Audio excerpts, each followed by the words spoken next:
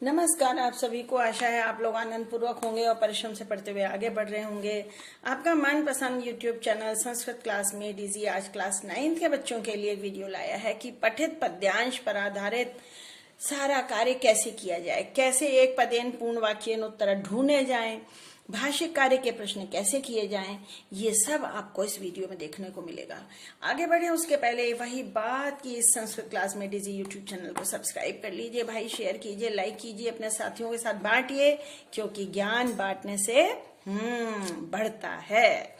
सूक्ति मौक्तिकम पाठ पर बाकी वीडियो अपलोड किए जा चुके हैं। इनका कैसे हिंदी अनुवाद किया जाए, क्या इसमें संधियां हैं, कैसे प्रश्न निर्माण हो, कैसे इसका अभ्यास कार्य जो शेमुशी में दिया है वो किया जाए, सब कुछ वीडियो पहले ही अपलोडेड हैं। आप लोग देखिएगा, देख भी लिए होंगे। पर आज हम सीखने वाले हैं कि कैसे इस पर आधारित प्रश्न पठित पद्यांश जो आता है 5 नंबर का क्वेश्चन वो कैसे हल होगा। सबसे पहले तो श्लोक गिवन होता है और उसके ऊपर एक पदेन और पूर्ण वाक्यन उत्तर प्रश्न पूछे जाते हैं। साथ ही भाषिक कार्य भी होता है। भाषिक कार्य में बहुत सारे प्रश्न बनाए जा सकते हैं कि पर्यायवाची क्या है, विलोम शब्द क्या है, कर्तापद क्या है, क्रियापद क्या है, विशेषण क्या है, विशेषी क्या है, ढेरों क्वेश्चन पूछे जा सकते हैं। कैसे होगा वो मैं आपको बताती हूँ। सबसे पहले तो ध्यान रखिए बेटे, श्लोक का अर्थ आपको आना चाहिए। पाठ आपको पढ़ाया गया है, श्लोक पढ़िए और उसका अर्थ समझिए। फिर एक पदेन उत्तरार्थ का मतलब है 1 वर्ड आंसर। आपका उत्तर केवल 1 वर्ड में आना चाहिए, नॉट मोर देन दैट। एक शब्द। अगर आपने सोचा मैं पूरी लाइन लिख दूं, नंबर ज्यादा मिलेंगे, तो 0 मिलेगा, क्योंकि आपने क्वेश्चन समझा ही नहीं। पूर्ण वाक्य उत्तरार्थ में पूर्ण वाक्य में उत्तर लिखा जाएगा, फुल सेंटेंस होगा और एज इट इज लाइन नहीं टिपी जाएगी। कुछ अंतर, कुछ चेंज करना पड़ता है। कैसे, वो मैं आपको सिखाऊंगी। अब देखिए, पहले श्लोक पढ़ेंगे।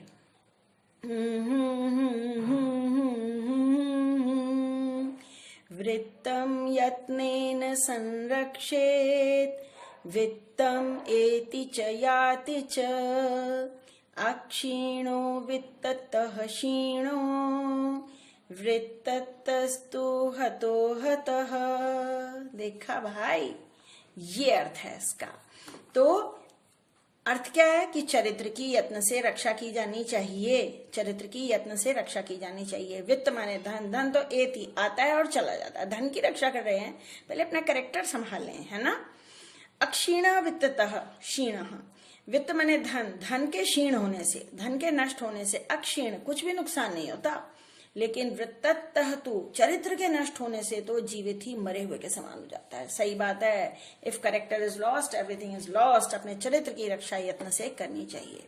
अब प्रश्न देखो, जीवने किम आगच्छति गच्छति च। जीवन में क्या आता है और चला जाता है? क्या चला जाता है भाई बताओ? वृत्त या वित्तम? वित्तम। हाँ, एक वर्ड में आंसर लिखेंगे वित्तम। अब यहाँ लिखा है वित्तम एति, तो वित्तम में मत लिखाइएगा, ये आपको पता होना चाहिए। वित्तम शब्द है, वित्तम प्लस एति। वित्ततः क्षीणः नरः कीदृशः भवति। धन के नष्ट होने पर मनुष्य कैसा होता है? धन के नष्ट होने पे तो कुछ भी नहीं होता ना, अक्षीणः रहता है, वो तो उसका नुकसान होता ही नहीं है। तो अक्षीणो नहीं लिखेंगे, अक्षीणो तो उत्तर संधि है, आप लिखेंगे अक्षीणः। ऐसे समझ में आया? 1 वर्ड आंसर लिख रहे हो तो संधि कैसे हुई? तो अक्षीणो थोड़ी होगा, अक्षीणः उत्तर संधि नहीं होगी। प्रयत्न पूर्वकम कस्य रक्षणम करणीयम। प्रयत्न के साथ किसकी रक्षा करनी चाहिए? किसकी रक्षा होनी चाहिए? चरित्र की या धन की? हाँ, कस्य की जगह क्या लिखोगे? वृत्तम। अब देखो मैंने क्या कहा था, पूर्ण वाक्य होना चाहिए, आवश्यकता अनुसार चेंज भी होना चाहिए। आप लिखेंगे प्रयत्न पूर्वकम वृत्तस्य रक्षणम, यहाँ वृत्तस्य लिखोगे। कस्य प्रश्न की विभक्ति उत्तर की विभक्ति सेम होती है, रक्षणम करणीयम। ये लो, पूर्ण वाक्य बनेगा। मैंने डेट्टो का साइन लगाया, आप नहीं लगाएंगे भाई, आप पूरा आंसर लिखेंगे। प्रयत्न पूर्वकम वृत्तस्य रक्षणम करणीयम। वृत्तम नहीं आएगा, वृत्तस्य आएगा। क्यों? क्योंकि प्रश्न की विभक्ति और उत्तर की विभक्ति सेम होती है। अब अगला देखो, मनुष्य कदा क्षीण एव तिष्ठति। मनुष्य कब बिना नुकसान के रहता है? कब? जब चरित्र नष्ट हो जाता है या जब धन नष्ट होता है? धन नष्ट होता है। तो आप क्या लिखोगे? अक्षीण वित्ततर मनुष्य कथा। कैसे आंसर बनेगा? पहली बात तो कदा हट जाएगा। धन के नष्ट होने पर मनुष्य अक्षीण ही रहता है, उत्तर ये बना, धन के क्षीण होने पर मनुष्य अक्षीण ही रहता है। देखा, अन्वय सही होना चाहिए, शब्दों का क्रम सही होना चाहिए। धन के क्षीण होने पर आप लिखेंगे वित्ततः क्षीणः, क्षीणो नहीं आएगा, फिर क्षीणः संधि विच्छेद कर देंगे। क्षीणः मनुष्यः, धन के क्षीण होने से मनुष्य, फिर आगे लाइन आएगी अक्षीणः एव तिष्ठति, अक्षीणः एव तिष्ठति। अब अगर आपने ऐसे नहीं लिखा तो क्या होगा वो मैं आपको बताती हूँ। क्यों बच्चे कहते हैं क्यों मैम हम पूरी लाइन लिखाएं, तो यही तो है, अक्षीणो वित्तता क्षीणो वृत्तस्तु हतो हता, यही लिख देते हैं। तो मतलब आपने एग्जामिनर के लिए छोड़ दिया कि भाई इस लाइन में जो आंसर है वो तुम चुन लो और नंबर दे दो मेरे को। ऐसा होता है क्या? है बुद्धू समझ रखा है क्या सारी दुनिया को? आपको आंसर निकालना पड़ेगा उतना और फिर सही लिखना पड़ेगा। बच्चे क्या करेंगे, तो ठीक है भाई पूरा श्लोक लिखाओ, आंसर तो सही हो ही जाएगा, कहीं ना कहीं है, तो एग्जामिनर अपना आंसर चुन लेंगे और नंबर दे देंगे। ऐसा नहीं होता भाई साहब, ऐसा नहीं करेंगे। आयाति इत्यस्य विपर्य, विपर्य माने विलोम, आयाति का विलोम, आयाति माने आता है। अब थोड़ा कॉमन सेंस लगाओ, यहाँ पे आयाति से मिलता जुलता शब्द में पढ़ा था, ये रहा, आयाति का विलोम हो गया याति, ये लो, ये इसका विलोम हो गया।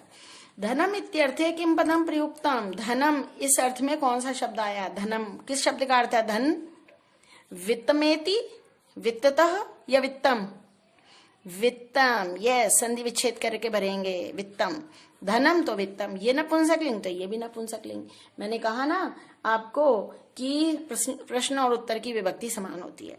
वृत्तम यत्नेन संरक्षेत, यहाँ क्रियापद क्या है? क्रियापद माने डूइंग वर्ड्स, वर्ब।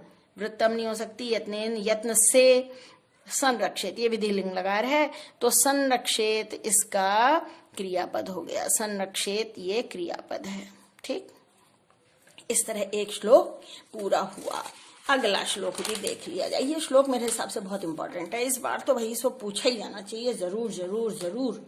ठीक, यत्रापि कुत्रापि गता भवेयुः हंसा महीमण्डल मण्डनाय, हानिस्तु तेषां हि सरोवराणां येषां मरालैः स विप्रयोगः। बहुत सुंदर श्लोक है। हंस चाहे कहीं भी चले जाएं, हंस यत्र कुत्रापि गता, कहीं पे भी चले जाएं, महीमंडल धरती की, मंडनाए शोभा बढ़ाएंगे, वो तो जहां भी जाएंगे धरती को शोभा की शोभा बढ़ाएंगे क्योंकि इतना सुंदर पक्षी है।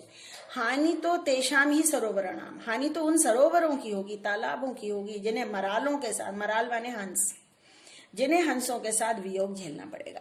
सही बात है, हमारा कोई बहुत प्यारा मित्र, अच्छा बच्चा कोई हमसे दूर चला जाता है, पापा का ट्रांसफर हो गया, हमें कितना दुख होता है। वो वहां जाकर नए स्कूल में अपनी प्लेस बना लेता है क्योंकि भाई वो तो है ही बहुत अच्छा लड़का, है ना। लेकिन नुकसान हो जाता है उन लोगों का, उन बच्चों का जो उससे अलग हो जाते हैं। होता है कि नहीं होता है? आपने भी कभी अपने साथियों का वियोग तो झेला होगा, वो यहाँ पर है। अब एक पदेन उत्तरत, हानि केशाम भवती, हानि किनकी होती है, किनकी हानि होती है? तेषाम, हानि केशाम का तेषाम लिखोगे क्या? सरोवराणाम, हानि तो सरोवरों की होती है, सरोवराणाम। अब देखो मैंने क्या किया, मैंने यहाँ म लिखा, यहाँ अनुस्वार था। क्यों लिखा म? ये मोनुस्वर संधि थी, म हलंत के बाद कोई व्यंजन आता है तो ये अनुस्वार में बदलता है, पर यहाँ आगे कुछ है नहीं, कोई शब्द नहीं है, कोई वर्ण नहीं है, कोई व्यंजन नहीं है, इसलिए आप संधि नहीं कर सकते, आपको म हलंत लगाना पड़ेगा। हंसा किमर्थम गच्छेयु, हंस किस लिए जाते हैं? जी साहब, धरती की शोभा बढ़ाने के लिए जाते हैं। तो मही मंडल मंडनाय, मही मंडल, मही माने धरती और मही मंडल माने पूरी धरती, मंडनाय चतुर्थी विभक्ति लगी है, मंडनाय शोभा बढ़ाने के लिए। कीदृशा नाम सरोवराणाम हानि भवती, कैसे सरोवरों की हानि होती, किस प्रकार के सरोवर? वो सरोवर जिन्हें हंसों से वियोग झेलना पड़ता है। पहले तो हिंदी में खुद को समझा लो, कैसे सरोवरों की हानि, जिनको हंसों के साथ वियोग झेलना पड़ता है। अब आंसर कैसे बनेगा, हिंदी में बना के देखो। जिन सरोवरों को हंसों के साथ वियोग झेलना पड़ता है उनकी हानि होती है, उन सरोवरों की हानि होती है। तो तेषाम सरोवराणाम हानि भवती, उन सरोवरों की हानि होती है, ये तो हमें मिल गया। अब शुरू करेंगे ये शाम से, जिनके सरोवरों, ये शाम सरोवराणाम, आंसर ये होगा ये शाम। देखा क्या डिफरेंस करना पड़ रहा है पूर्ण वाक्य के उत्तर के लिए। ये शाम सरोवराणाम मरालय से विप्रयोग, मरालय सह